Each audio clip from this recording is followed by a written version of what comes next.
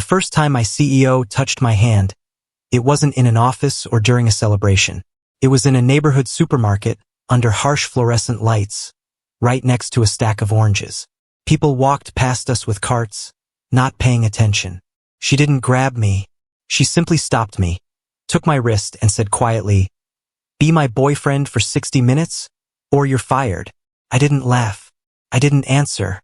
My body froze before my mind could catch up. This wasn't a joke. It wasn't flirting. It was a command. I'm 34 years old. I don't chase excitement anymore. I chase stability.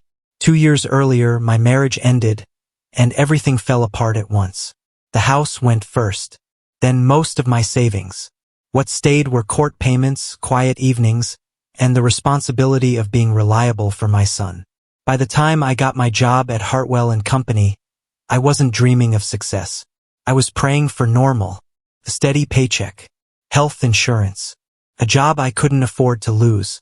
Vivian Hartwell was the reason that job existed. 41. CO. At work, she never raised her voice. She didn't need to. People either performed or disappeared. I'd watched men older than me clear their desks without explanation. Good men. Men with families. That was the world she ran. And now she was standing in front of me in jeans and a plain coat, looking just as untouchable as she did in the boardroom. "I can't," I said. It was the weakest thing I could think of, but it was all I had. "You can," she replied immediately. No hesitation. No apology. Just 1 hour. She tilted her head slightly and nodded down the aisle. That's when I saw him. Grant Mercer. Late 50s. Expensive coat. The kind of man who smiles like he's already won. Beside him were 2 older people who looked like they judged everything. Posture, shoes, silence. Vivian didn't explain at first. She didn't have to. I already understood how this worked. "He's finalizing a partnership," she said. "He doesn't like instability. If he walks, the board will need a reason. They'll find one." She finally looked at me then. Not softly, not kindly, like someone calculating damage. My department would be the easiest cut. I thought about my son, about the calendar on my wall with marked weekends I'd promised to keep. I thought about how tired I was of starting over. Men like me don't get many resets at 34. We get warnings. I hated how small I felt standing there. Hated that she knew it. Grant Mercer glanced toward us. His eyes moved over me slowly, like he was trying to decide what category I belonged in. I felt exposed. Cheap. Vivian waited. She didn't squeeze my hand yet. She let the moment hang, forcing the choice to be mine. I nodded once. Only then did she take my hand. Her grip was firm, practiced, public. She laced our fingers together like it was natural, like we'd done it 1,000 times. "Good," she said. Her voice didn't soften much, but I heard something underneath it. Relief, controlled tightly. She started walking, pulling me with her. My chest felt tight.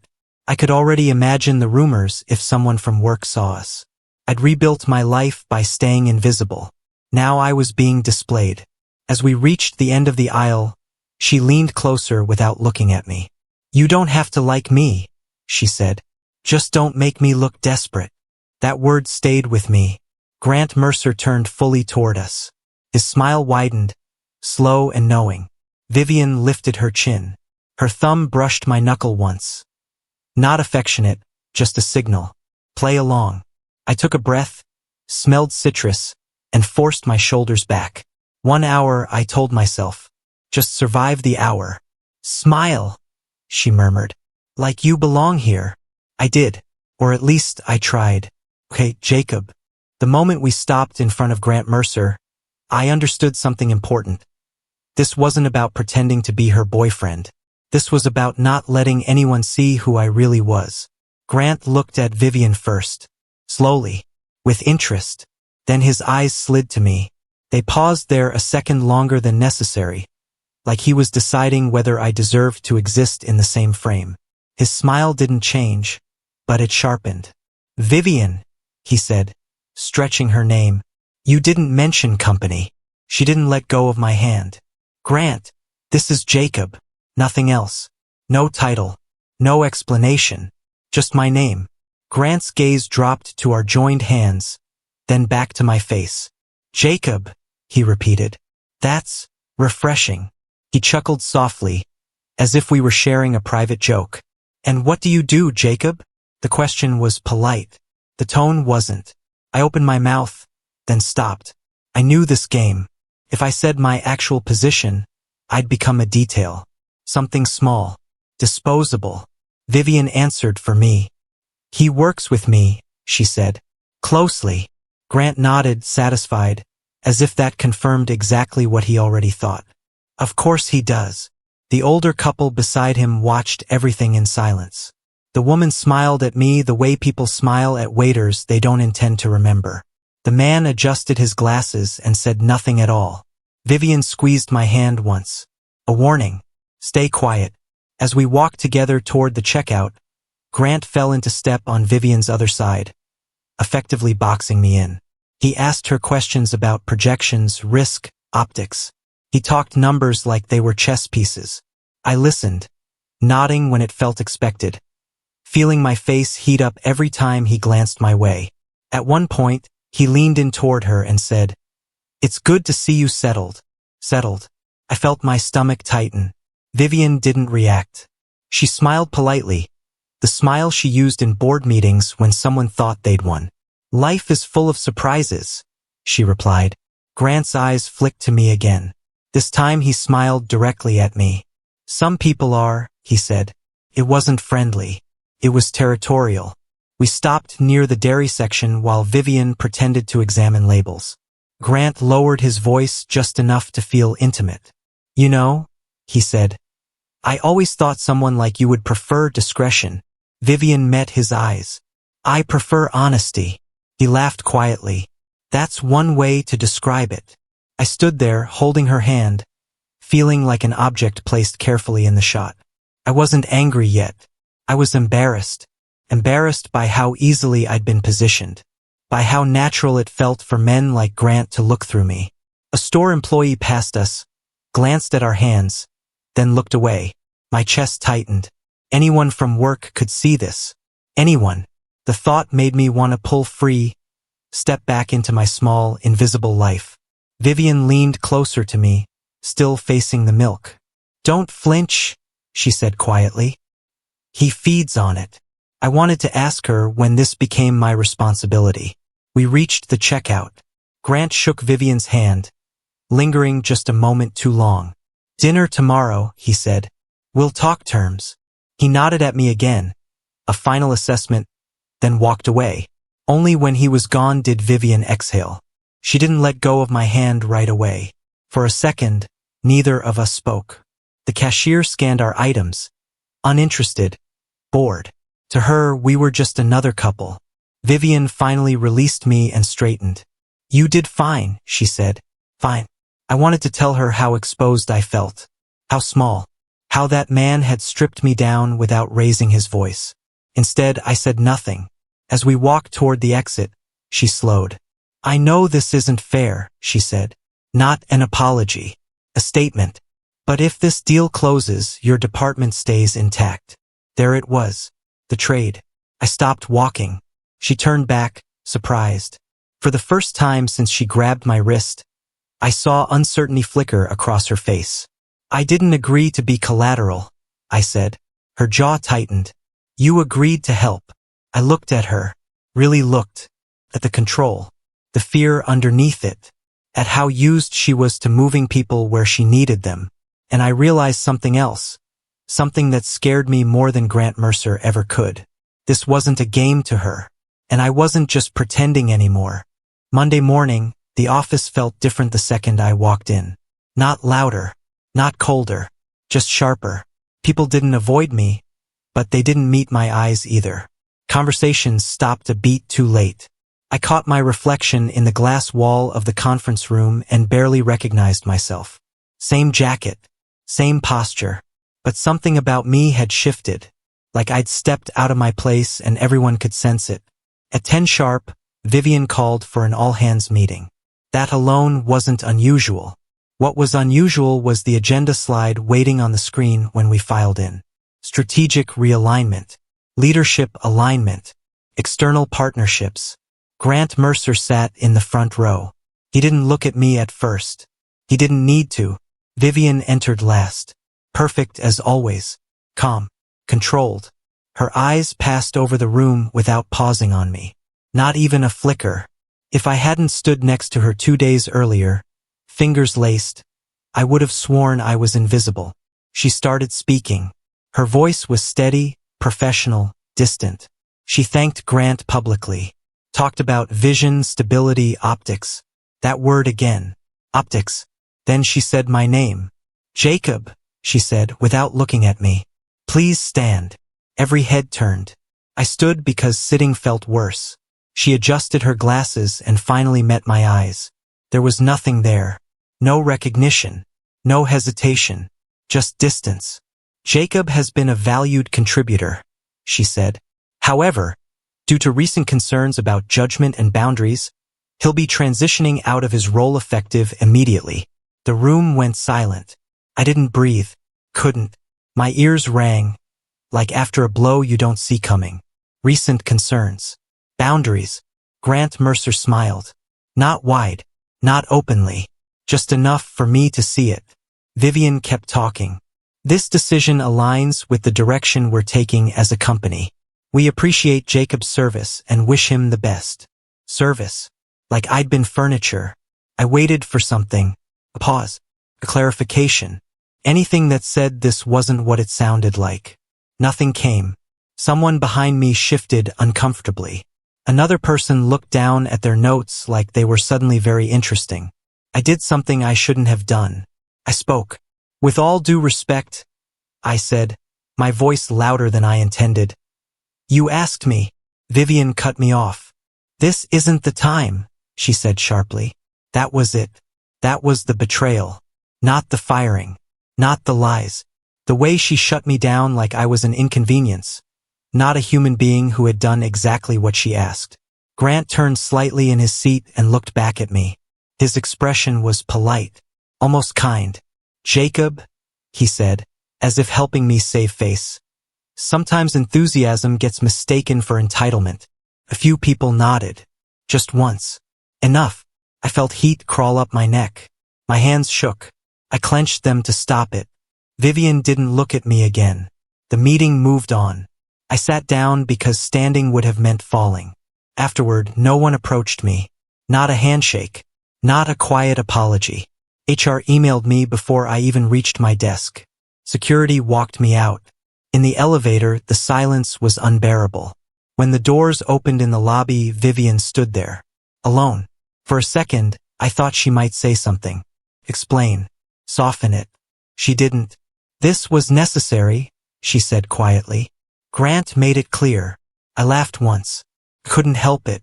You didn't even hesitate. Her jaw tightened. You crossed a line. I did exactly what you asked, I said. That was different, she replied. I looked at her. Really looked. At the woman who'd needed me for 60 minutes and erased me in 10. You used me, I said. She didn't deny it. I protected the company, she said instead. The doors slid shut between us. Outside, the air felt too big. I stood there with a cardboard box in my hands, people passing like nothing had happened. Just another man exiting a building he no longer belonged in. And that's when it hit me. I hadn't just lost my job. I'd lost the illusion that she ever saw me as anything more than expendable. And the worst part? I'd let her. That night, I didn't turn on the lights when I got home. I sat on the edge of my bed in the dark, the cardboard box still on the floor by the door, untouched. Inside it were things that used to mean something: papers, a framed team photo, a coffee mug with the company logo. A past life reduced to items you're supposed to throw away quietly.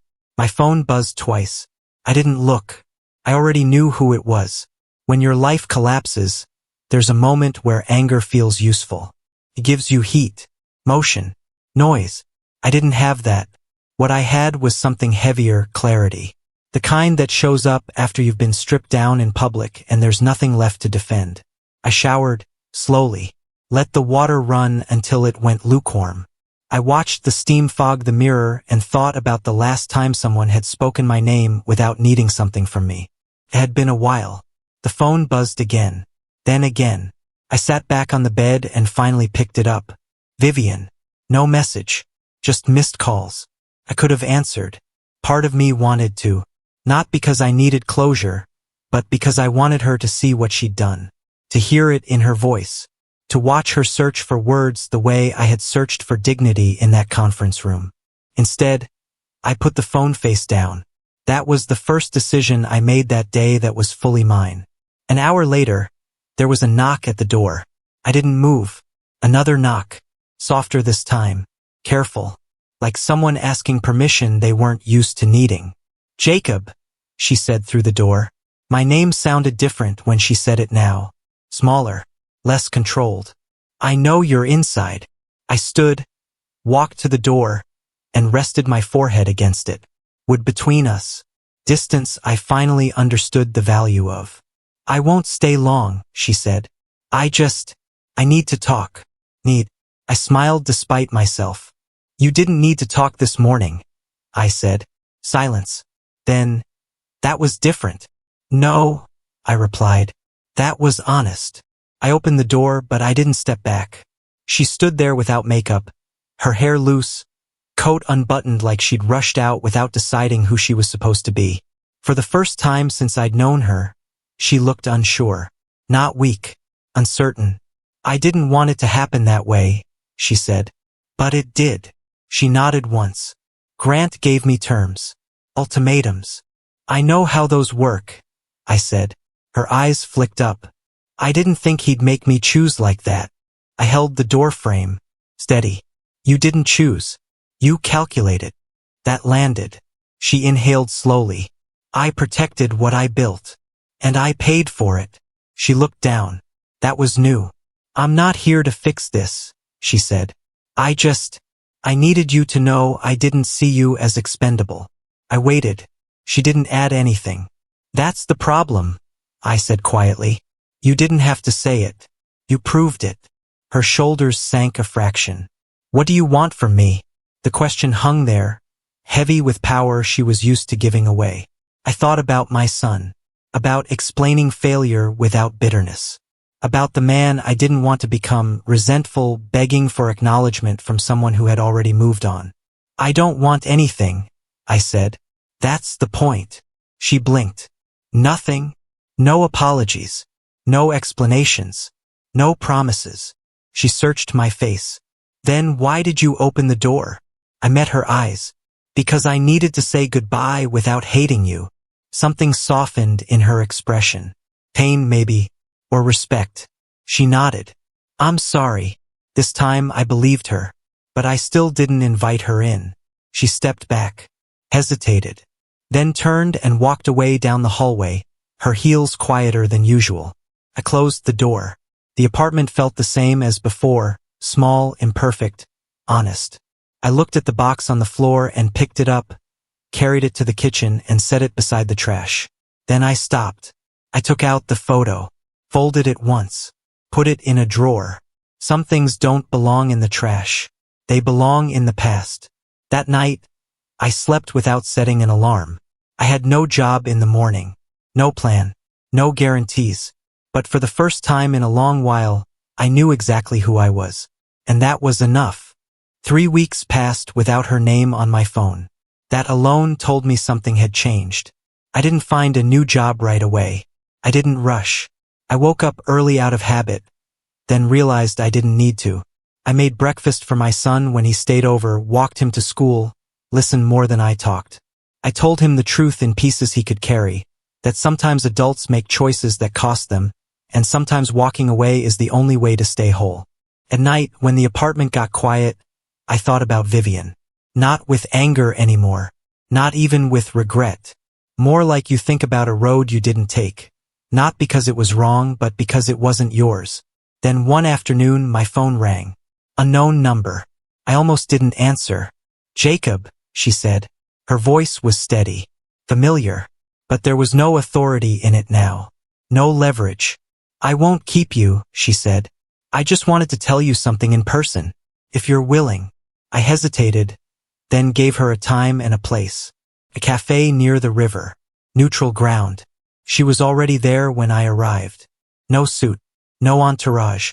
Just a woman with a cup of coffee she hadn't touched. She didn't stand when she saw me. She didn't smile like she was managing optics. She just looked tired. I terminated the partnership, she said, before I could speak. I waited. It cost me more than I expected, she continued. Board confidence. Future leverage. A few people I thought were allies. Why are you telling me this? I asked. Because I didn't do it for you, she said. I did it because I finally understood what it was costing me to survive the way I was. That mattered more than an apology. She took a breath. I don't expect anything from you. I'm not here to ask you back. I just needed you to know. I didn't choose wrong because I didn't care. I chose wrong because I was afraid. I believed her. But belief wasn't the same as permission. I lost a lot, I said, not accusing, just stating a fact. I know, she replied, and I can't fix that. We sat in silence for a moment. The river moved behind her, steady, indifferent.